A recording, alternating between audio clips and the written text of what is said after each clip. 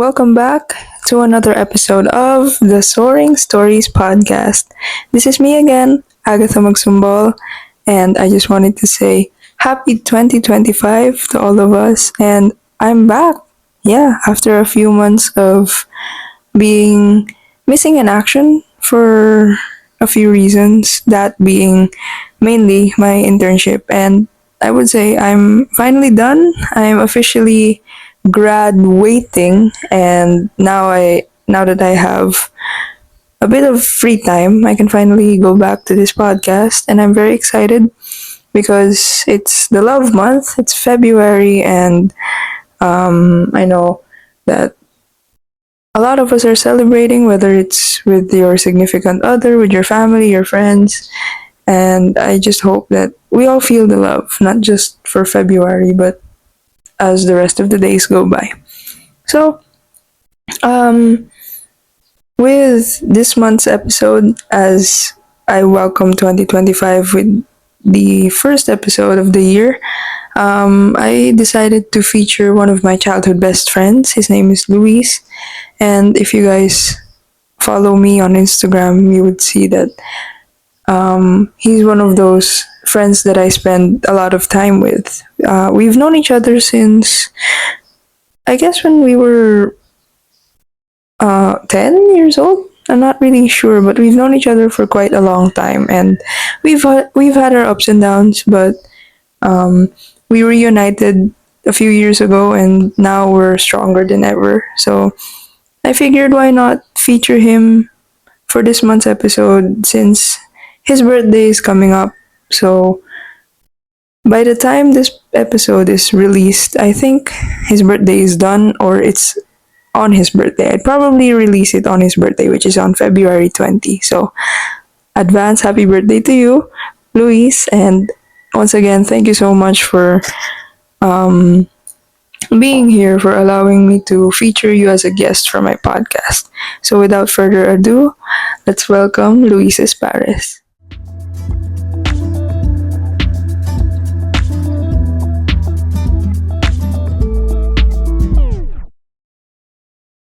Hi Agatha, hi everybody, good afternoon. Thank you for having me right now. Ayun. I do Thank you din, appreciate Luis, it. for your support sa podcast. And Of course. syempre, since mag-birthday ka na, so I think it makes sense na i-guest kita dito. We'll talk about Yeah. something we both have value in. So I'm really excited to talk to you about this.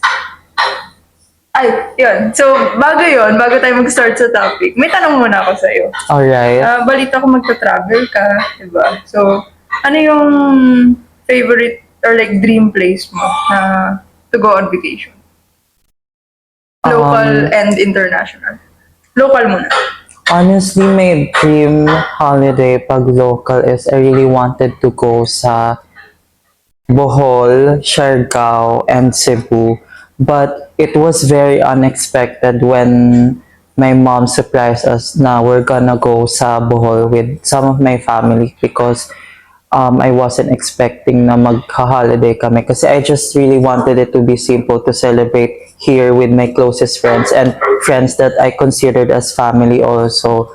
So, sabi ko sa Bohol, I just wanted to go sa beach kasi I really wanted to feel na, therapeutic and everything kasi despite of everything na I was literally stressed and depressed a few months ago, like, I'm in general, but I'm not gonna detail it na. So, yun. So, you would say na mahilig ka talaga mag-beach? Yeah, Like one of yeah. your...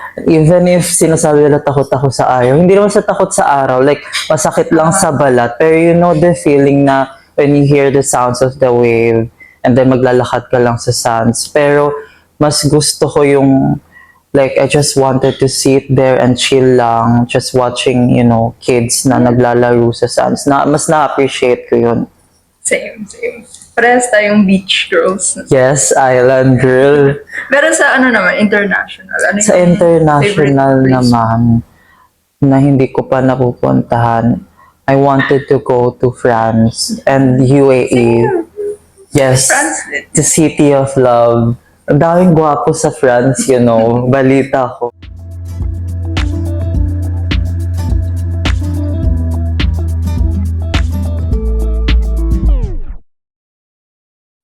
So I wanted to share your podcast my life story about knowing your worth and value those people who value you too. And the reason why it's because I wanted to share this to everybody also who experienced what I've experienced before when I was a kid or like when I was a teenager. So, they would learn something na they are not capable of doing also. So, when I got matured na, I realized a lot of things na could literally help me to improve myself more. So, ayun. So you mentioned earlier that you will travel, right, with your family, Yeah. with the people who are close to you for your birthday. So that's nice. I'm very happy na you will get to spend time with the people who value you and the people that you put value to. So with what you mentioned earlier on um, sharing what you learned based on your experiences on being hurt, but then finding your value in that pain. So Yeah. how do you find value amidst the pain? For me, I endured so much pain, and despite of my experiences to my life, now that I'm turning 23 on February 20, I realize a lot of things na I'm not afraid to commit mistakes already, and I'm not afraid to love somebody again na, can be a right person for me. For me kasi in life, they say everything happens in life. It is for a reason. And I do commit mistakes and I do hurt people as well between my family, my closest friends. And based on my experience towards that, I realized na hindi lahat ng bagay you really have to think most of the time tama ka.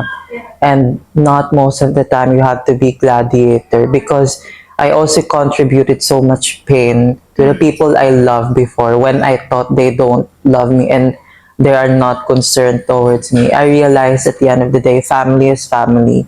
And I'm so glad that this is the perfect time already that I celebrate and I mingle with my family, those family na I had misunderstanding before. But I'm not gonna detail it na. You know naman na lahat naman tayo, like mostly din sa friends ko, not just me, we have misunderstanding sometimes with our partners, friendship, and family. We had a misunderstanding So, dati. ang natutunan Diba? ko doon, Nagkaroon tayo ng misunderstanding. yeah. Pero here we are. Yeah, ang natutunan ko doon kapag mahal mo yung tao and you literally see their value, you will always choose to stay eh. Sabi nga nila, kapag mag-asawa, kung gaano mo kamahal yung tao, kahit ilang beses na nagkamali sa'yo, you always find their heart na to forgive and to forget. That's what really matters for me. Pero how would you know your limit? Like, yung value mo, di ba you said forgive Yeah. and not forget. Basta mahal mo.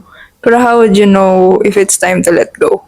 How would I know? Yeah. It's too much. You don't deserve that anymore. Exactly. You gave all the kindness and na it's time to move forward. It's time to move on, let go. How will you know that if you've reached that point? Well, for me, I always tell myself na if I know to myself I'm just forcing myself to love someone or to be with people na I was trying my best to mingle with it's not even working already, I'm gonna let go. It's so hard to force yourself to love people they couldn't appreciate it at the end of the day. Nobody is perfect naman eh. We all commit mistakes. We all have bad side and good side. And what really matters to me is if they don't see my good side and they just, like they always see my bad side, then there's no reason for me to prove something at the end of the day. It's really hard when you feel you're not appreciated by other people you thought you are appreciated. And I did everything to people to show the real me. I'm not, like other people sometimes they misinterpret me. Ang prangka ni Luis, like he looks like ganito, ganyan, gladiator most of the time. For me kasi, like, the people who literally knows me at all, even you know naman na I really have a strong personality and sometimes I don't have filter eh. So, yun yung na-misinterpret sa akin ng tao na parang, ba't warfik niya, ganito, ganyan. But they don't even know na I'm just being honest and I don't wanna sugarcoat the words or I don't choose my words just to gently reassure people. It's because for me, kapag nakikipag-usap ako sa taong I see their value naman, pero once I see something is wrong, I really wanted to say what I wanted Yeah, to you're say. you're straightforward, which Yeah. is ako na-appreciate ko yun. Yeah, Pero sometimes people might misunderstand it. Pero at least ikaw aware ka dun. So that's exactly. So, yeah, since I'm turning 23 na, I like, ang dami ko din kinat of at the moment for me to give me peace of mind. And I just wanted to live with the people who literally see my value and who love me for who I am. Like, there's no pretension talaga na, gets ko na yung personality ni Luis, gets ko na yung attitude ni Luis. But like other people would say, may pagka-maldita, may pagka-attitude. And for me, like, lagi ko lang sinasabi, I do believe na lahat naman ng tao may attitude. And it depends on the situation, on how people treat them, right? Kasi may mga tao na even if you have good intention towards them, you are genuine towards them, kapag may tao na like, you know, they see you as a competition na, wag mo kaibiganin si ganyan. Yung mga ayoko kasi like, they're gonna turn their backs on you when they feel insecure towards you. May mga ganong tao, di ba? So for me, don't just believe in rumors. And I think you really have to observe the person first and you really have to know that person at all. Then make your own perspective towards that person. Kasi it hurts me when there are people who probably say na I heard rumors about Luis na ganito siya, na ganito ganyan. And I was like, paglalaban ko pa ba to? Do I need to prove myself? At the end of the day naman, there are people who knows me at all. So, at sa na lang mabuhay na puno ng pagmamahal. And at the end of the day, your family is always gonna be there for you no matter what. So, know to value your family. Hindi siya mahanap sa mga kaibigan, sa best friend. Well, I do believe na may mga best friends tayo na we considered as our family. But sometimes kasi, we grow individually and darating din yung time na we're gonna live separately eh. Like, ako, I'm gonna go to London Sunday. So, syempre, yung buhay ko mag-iiba and yung life mo, we don't even know, di ba? So, may mga ganong bagay na yung family mo yung always nandyan for you. Saka, gusto ko lang i-add dun sa sinabi mo na you find your value. Siyempre, si Lord, di ba? Our identity kay God. Yeah. Na He values us and I just want to add rin na what other people think of us don't really matter. Although I struggle with that then until now minsan kasi may mga times na minsan na I get affected by what other people think of me, so parang nag-hold back ako and like masyado kong nagfo-focus dun sa anong sasabihin nila baka ganito. Pero I tend to redirect my focus na as long as you're not being bad to someone or like as long as wala kang tinatapa kang tao, you're doing what you love to do and you do you, di ba? So like Yeah, exactly. So, yun naman Agatha, I feel like what I've experienced before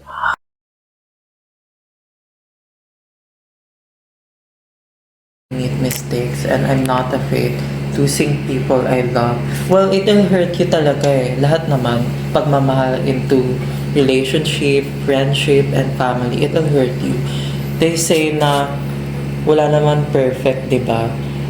And I do believe the people who literally loves you is accepting your flaws also. Kasi nga, there are people na they think hindi sila nagkakamali, para most of the time tama sila sa lahat. And those people na I used to mingle with before, yung mga ganong mindset, talagang I avoided myself to them because I really wanted to surround myself sa people na liberated and open-minded, na like they respect your perspectives and I do respect your perspective too. Yeah, perspective too. Sorry guys, nabulol ako. So, yeah, ayun nga. Sometimes you also need to listen to people, hindi lang sa sarili mo kasi nagkakamali ka din. Kasi 'di ba may mga thoughts tayo in our mind na parang hindi, tama ako. I'm gonna fight for this. But at the end of the day, you always have to choose your battle kasi if you're always gladiator, you don't realize na may mga taong nasasaktan ka na din. And that's the thing that I didn't realize before kasi I grew up na a lot of people bullied me talaga and I was so vulnerable before na parang tahimik lang ako. I just let them do it to me. Hanggat sa lumaki ako na I didn't realize na ay bakit parang hindi lang ako sa friends ganito. Especially to my family, to my parents, na every time there's a misunderstanding, talagang I always say what I wanted to say. But hindi ko na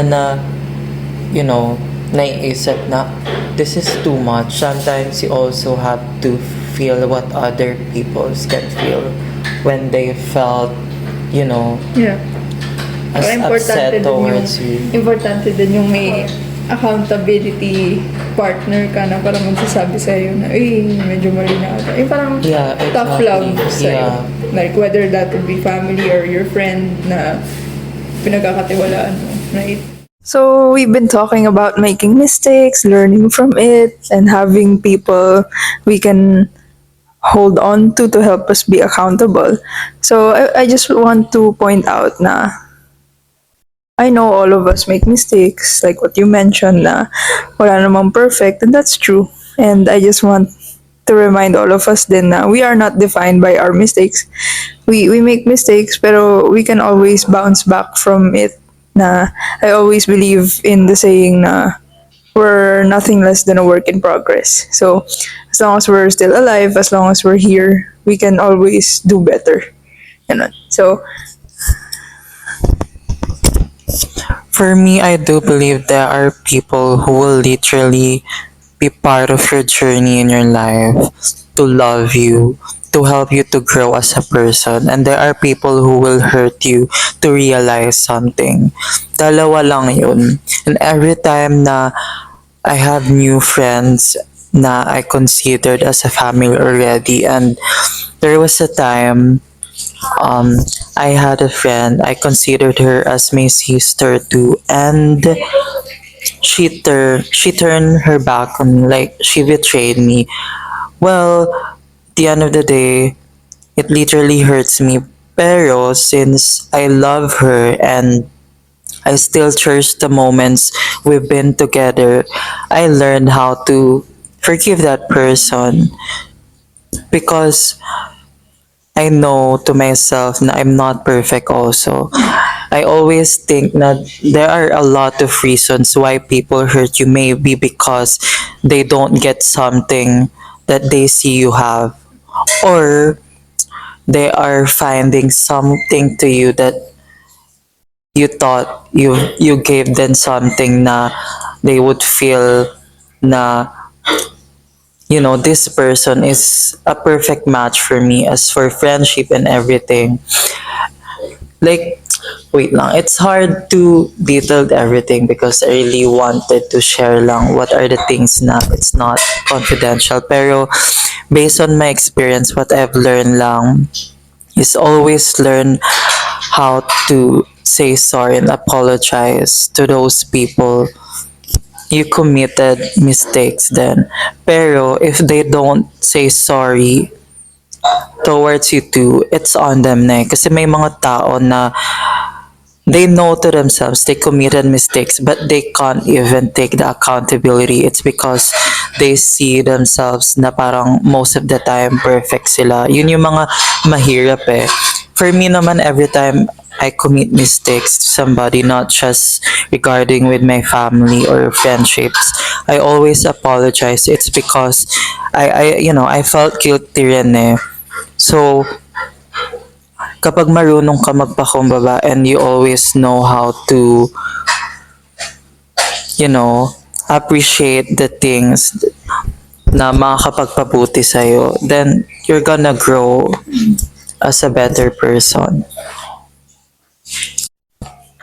Ayun. So, in line with the value, no, of valuing yourself and seeing your worth and your value, ako din, I also believe in yung parang quality over quantity ng tao. Na you don't have to have so many friends in order to see na your worth, as long as you have the right people within you. Yeah. And sabi mo nga, you're turning 23, and daming realizations. Ako, I'm turning 22 next month. So, in this moment, in this season in our lives, parang parang ang importante na sa atin is yung mga tao, yung kung sino yung nilalagay natin sa circle natin, 'di ba? On who we consider our true friends. Yeah. Like, kaya hindi na important kung marami. Ang important is as long as you have valuable people in your life that make you feel valuable. Ayun. Well, for me, I think what matters to me the most is you shouldn't be conscious when other people see you na, ay, bakit parang ang small lang ng circle niya? So, does it mean like, siguro, sa mga ugali nito or attitude to? Kasi the mentality of other Filipinos, every time they see you, you have a big circle. Well, friendly, mabait. No, it's not. You know what, like, I realized, the more friends you have beside you, mas nagiging fake kang tao. And the more real you are to yourself, mas lumiliit yung circle of friends mo. It's because the real ones would always be frank to you. Magiging prangka kayo sa isa't isa into friendships. It's because you guys wanted to grow. You guys wanted to realize both of your mistakes. Hindi lang yung you have a big circle, puro kayo like full of happiness, party, everything. That kind of people are, kind of fake.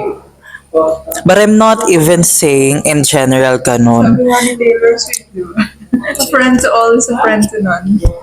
Yeah, exactly. Anong song yun? That's why you have to choose your your perfect circle, Agatha. I realize na you can mingle with different kinds of people. You will treat them kind and you will treat them the way they treat you. Well, I'm not even saying you have to be kind most of the time, but I do believe it is the best way to live here on earth. It's just ang hirap lang maging mabait lagi. Actually, yun, sundan ko lang din na yun nga, ang hirap maging mabait. And sometimes the world will test you talaga. Pero I still want to hold on in my belief na parang revenge is never an answer. Exactly. Na you don't have to wish revenge or wish harm upon the people who put you down. And naniniwala pa rin naman ako na God will fight for you, ganun. And it's okay to get mad, pero at the end of the day, we can still be kind. But then we should also put boundaries upon ourselves and upon other people. And that's not a bad thing na you put boundaries. Na you can still be kind to the people who hurt you, pero that doesn't for professionalism. yeah, pero that doesn't necessarily mean that you're putting them back into your life. Kasi nga, you're being healthy now with yourself and with the people that you want in your circle. So, it's okay to have only a few friends as long as they're... Ako, I'm proud to say na at this moment now, syempre pag-graduate na rin ako. Graduating. So, I found value within the friends that I made. Na kahit bilang lang sila. Alam kong the friends that I have within me in my life, they're valuable. And syempre, isa ka na rin dun. And you guys know who you are naman. So, I want to be kind syempre to everyone kasi everyone deserves kindness. Pero I also want to be kind to myself. Kaya I'm setting boundaries para respect din to myself and to each other. Well, for me naman, like what I said a while ago, it's literally hard to be kind too much because people would take advantage of you talaga. It's not just about money, but with everything. But one thing I realize is, yun nga sabi ko, it makes you a better person when somebody hurts you and you endured so much pain with that person. And you will just use it as what do you call this? Alam mo yung a perfect storm to your life. May mga tao na magsistay sa'yo. They will choose to stay even if you're ups and downs in life. And those are the real ones, and you really have to value those people because at the end of the day, kahit anong storm pa dumating sa friendship nyo or like sa relationship nyo, yun yung mga tao na halagang would stay longer in your life. Kasi there are people na parang, pag wala na akong kaibigan, I feel so sad, I feel so depressed, I feel like I'm aloof, ganon, or lonely. So, I realized lang din na sometimes God also would make us realize something na you have to be alone muna for you to realize something, for you to improve yourself, for you to change yourself, and then He will give you those people who would appreciate for who you are. And that's the time na kayo na yung magtatagal as friends and everything. Yun yung nangyari sa akin when I was in senior high, di ba?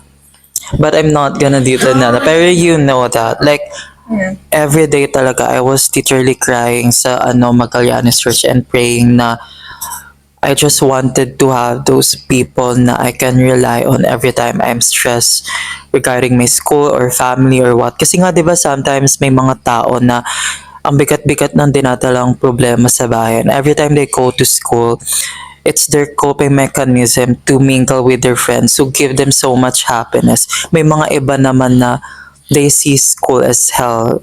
I mean, sorry for the term, but it means like depression yung nabibigay sa kanila, yung sa mentality nila and everything, and the people who are surrounded with them. So, sa akin, both ko siya naranasan, but I use it as a motivation to, to continue sa life. I'm not even afraid to face big problems sa life ko. It's because it makes me more braver and stronger. Kasi the more bigger problems would come to my life, ang daming blessings na binibigay ni Lord, and I do appreciate that.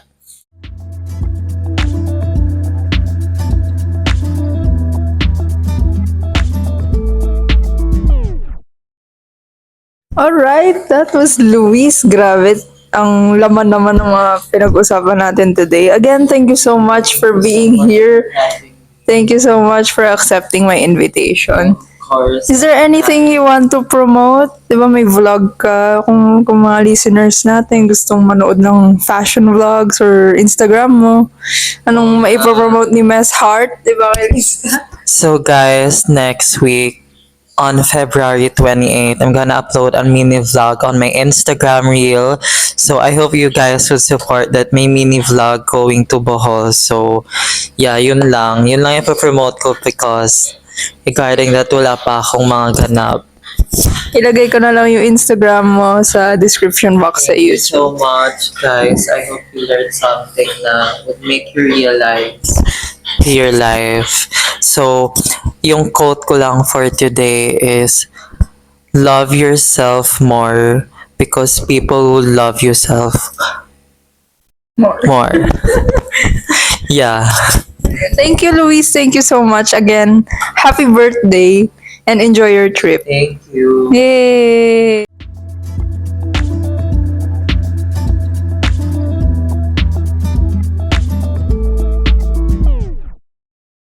right, guys. Thank you so much for listening to today's episode. Again, I'm sorry if I don't get to upload every month because of life's many busy happenings, but I'd be sure to upload an episode every once in a while, especially when I have a guest. But I would say for March next month, it's the birth month of not just for me, but to this podcast. So we're going to be celebrating 2 years of Soaring Stories, and I'm very excited for the March episode because I'm gonna do something a little bit different. So I hope you guys stay tuned for that. But yeah, once again, thank you for listening, and I will see you on the next one. Bye, guys. Love you.